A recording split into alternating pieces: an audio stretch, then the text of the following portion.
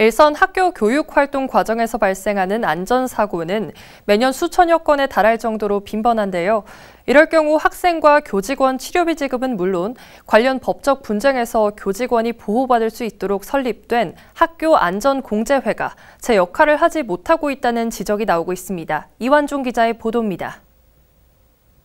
일선 학교에서 발생하는 안전사고를 예방하고 학생과 교직원 등이 안전사고로 피해를 입을 경우 이를 대응하기 위해 설립된 충북학교안전공제회.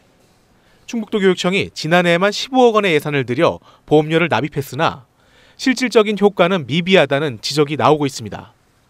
그 배경에는 핵심 사업인 학교안전사고 보상공제가 현실에 맞는 보상을 기대하기 어렵다는 겁니다. 실제로 지난 2022년 11월 진천한 공립유치원 돌봄교실에서 안전사고가 발생했으나 당시 70만 원 상당의 치료비 가운데 지급된 피해 보상은 10만 원 수준. 특히 보상액이 적다며 해당 학부모가 원장과 교사 등의 수백억대 민사소송을 제기했으나 이들에 대한 소송 비용 지원도 없었습니다.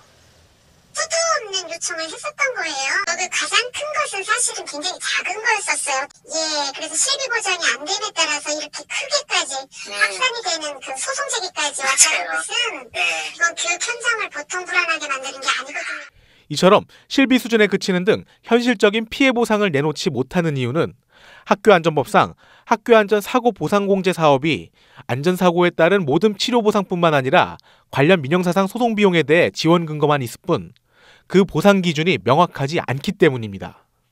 이에 따라 충북도 교육청은 충북학교안전공제회와 실무회의를 거쳐 올해 상반기 안으로 기존 공제사업의 범위와 피해 보전 비용을 확대하는 한편 기준을 명확히 하는 방안을 내놓을 예정입니다. 정당한 교육활동이나 생활지도상에 벌어진 이러한 안전사고나 아니면 아동학대 사안에 대해서 이제 법률 방어 비용을 먼저 지원하고 선생님들이 적극적으로 대응하는 그러한 체제를 만들려고 합니다. 일어나선 안 되지만 발생한 뒤 대처도 중요한 학교 안전사고. 학생과 학부모뿐만 아니라 교직원들 역시 안심하고 교육활동을 할 수 있도록 제도 개선이 시급합니다. HCN 뉴스 이완종입니다.